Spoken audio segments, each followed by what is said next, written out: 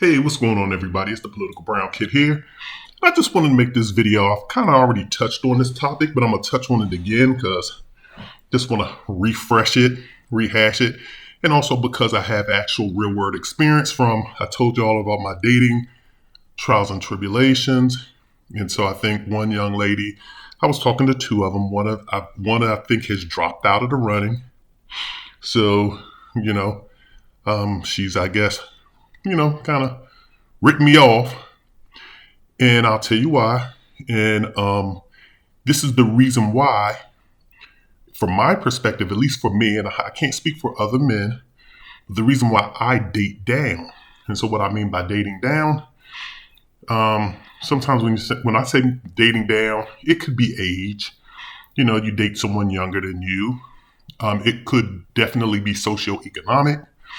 Dating someone, whose wealth or assets are less than yours.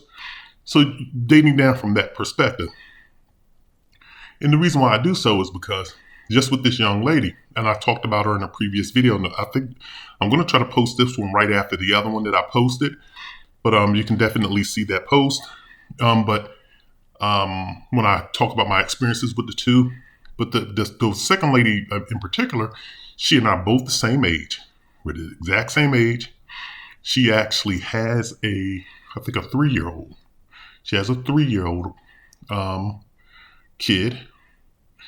So, she has a 3-year-old kid. She makes more money than I do, at least I'm assuming. She definitely makes more money than I do believe.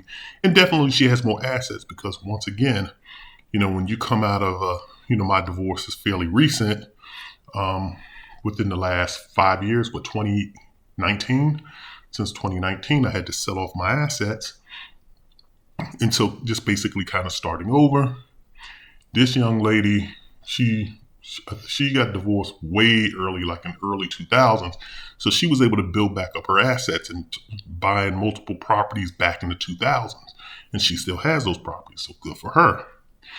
The problem with, like I said, with dating on your level and or above, when a woman is on your level or above, it's like they just they look at what you do as not being enough. So, for example, when I told y'all before, I took this lady out to 2 restaurants. One restaurant, the bill was $320. Second restaurant, the bill was like $270. And again, that's you all can blame. I'm not blaming her for that because number one, I like to go out and eat well. But once again, I should only do that with people that are in my life, that I know are in my life.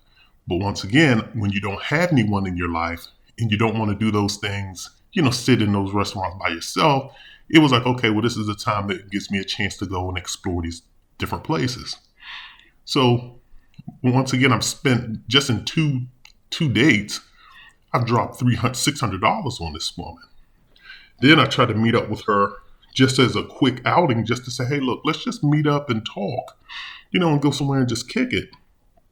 She redirects me to a bar where she runs up a $50-something tab. Mind you, once again, I just sipped on water with some lemon in it. She ran up a $50-something tab. So once again, I had to pay that. I didn't have to, but sometimes when you're out with a young lady, you feel obligated. When I start talking about my experiences and, whether going to some like professional games or whatever, I'm talking and then, she comes back with, yeah, me and my friends, we normally get the box. We normally get a suite. So it's kind of like, okay, well, dang, you get a suite. I may just be sitting in the 100 sections. And so I guess, she had to throw it out there that she sits in suites. And then it just became about, like how many trips she takes, and then she just kind of looked down on me because I thought it was unnecessary to celebrate like holidays and birthdays and, like Valentine's Day and Mother's Day and all of these different dates. Because I said I don't really kind of get into those ceremonious activities. But once again, I did say too that, if that is her interest and if that's something that I want, my significant other wants to do, I'll do it, but at the same time, this was my perspective on it. And then also, too, if you're doing things throughout the year, why is it that, on this particular date, I have to feel compelled to do something because it's a quote unquote special day? So, for example, for Christmas, why do you have to feel compelled? If you give your people stuff throughout the year, why do you have to feel compelled to stack gifts during December 25th? Or if you're showing someone love and affection throughout the year, why do you have to do something on February 14th, Valentine's Day? So I was just trying to make that example. But once again, I wasn't totally opposed to it, but I just didn't look at I'm just looking at it from, I just didn't see, the purpose of having to do something if you don't feel right doing it that day. So, like I said before too, and then, she just kind of, everything it seems like she does, it has to be material gain. I shouldn't say everything. Let me take that back. That's an absolute. But, you can just tell from the way she talks, she doesn't do like regular outings. She doesn't. And then too, it's like I was telling her, we've been talking for 3 months, and all I get are these little 1-second hugs and then you leave. With the other girl, she at least is like on the second date. And normally I don't even, kiss on that, the first couple of dates. But during the second date, she like, no, give me a kiss. And so, she initiated that. The other one was initiating other things. Now, the only problem with the other one is she's very elusive. It's like, she's always talking about a work husband here and, oh, no, this is my work. And, then, oh, no, I got to study. I got to do things. So I'm going to be unavailable for the next 2 weeks. That's kind of like, really? You can't do anything for 2 weeks? So, she just seems very elusive, and it doesn't seem like dating is a priority for her, or at least dating me and being with me is a priority, even though she's very affectionate.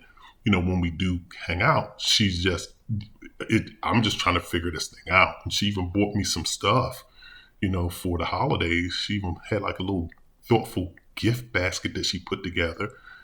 And, but she just seems very elusive. So that's my only thing. It's kind of like, I don't like to be bunned up totally, but, at least, let's spend some kind of quality time. But getting back to the other female that I'm talking about, it's like I just dropped $600, close to $700 on her. And all I've gotten from her is 2 hugs, 2 very light, quick hugs at that. And yet she feels as though, that's enough. And then she has these demands like she expects, 4 trips per year and, at least 1 international trip.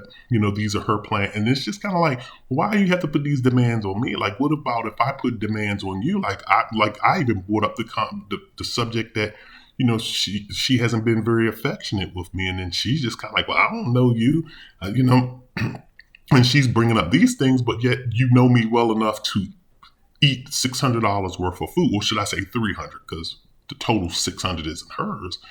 But you know me well enough to have me spend $300 on you for your stuff. You know me well enough to hang out with me and plan all of these other events, because she was still planning events like, hey, we can go do this. She was planning some event that she wanted to go to. And I looked online and the cost to get in was $28 per person. And that's just the cost to get in. So mind you, the drinks and the food. And again, it wasn't really about the money for me. What it was about for me was the fact that, once again, I've known you for 3 months. You're like, even when I asked her to play tennis. I said, yeah, let's go play tennis. There's like a tennis bubble. We can go in the tennis bubble. She's like, it's going to be cold. And it just came up, and I'm like, you're in a bubble. I'm explaining to her what the bubble is, and it's the temperature is regulated. I'm explaining to her, and she's just unwilling to do events that I'm showing interest in, once again, but yet she wants to do things that she wants to do. And mind you, I'm not even getting anything out of this. No happy ending, no anything. So that's why, in a way, I date down. It's because when I've dated girls that's been, lower on the socioeconomic status than me, at least they're more appreciative. Like if I took someone and we sat in 100 sections of a ball game, And mind you, I think that those are pretty decent seats. We're not that far from the floor. They would be appreciative. And, you wouldn't have to mention, oh, yeah, well, I sit in the skyboxes, or I sit here, and I sit in the suites, and we normally do this. You don't have to kind of kind of try to trump my ticket. You don't have to have $400 meals. You're just satisfied or happy being in my company. And not to say that I wouldn't take you to those places, because I like eating, at nice places too.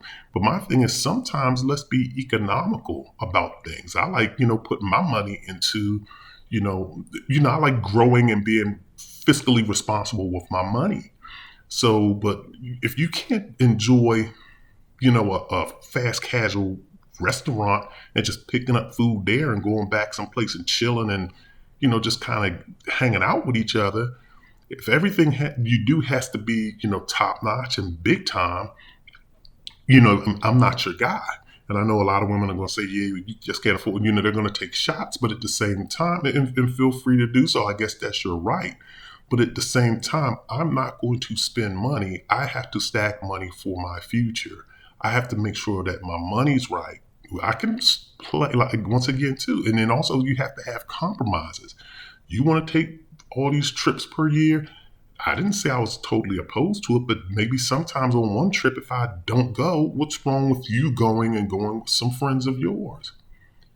So these are just some of the things that I've just been running into, and this is the real reason why I, gravitate. And I think I've known a few men, they gravitate towards women who are, that kind of really need to be taken care of almost.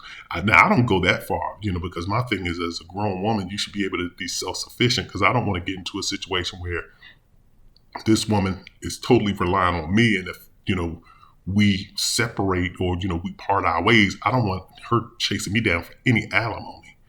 But so I like for somebody to be self-sufficient, but I do understand why people date people that are on a lower level than they are, because exactly what I've gone through with this woman, you know. And then even with her housing, she has to mention, yeah, I have this, everything is top notch. Everything is top flight. And so it just makes it seem like she's not going to be impressed with anything that I say. And even to that effect, like when she and I talked, I had to at least tell her on several occasions, you're very contrarian. In everything I say, she always has to have a rebuttal to it. And I had to let her know. I said, yeah, you do that quite a lot. And then with that, she got sassy with that. And once again, the woman has to have the last word. She has to be right. She has to have the last word. And then she has to take a shot again because somebody's calling her out. So she would do that. And she, and it was just, I was talking about something with, with my kids. And, she brought up, well, what's wrong with that? And why I can't? And I'm like, well, I'm her parent. And so I'm like, you don't even know my children, and how are you taking sides? And, and it just became automatically everything I say, she had, an opposing viewpoint towards it. And that's why I kind of steer away from, women that, that, number one, highly opinionated. I try to stay away from them, but women also too that, that are kind of on my level. I kind of try to date a little bit down. So let me know what you think about this. This is the Political Brown Kid. I just wanted to drop this little bit of information on you. Take care.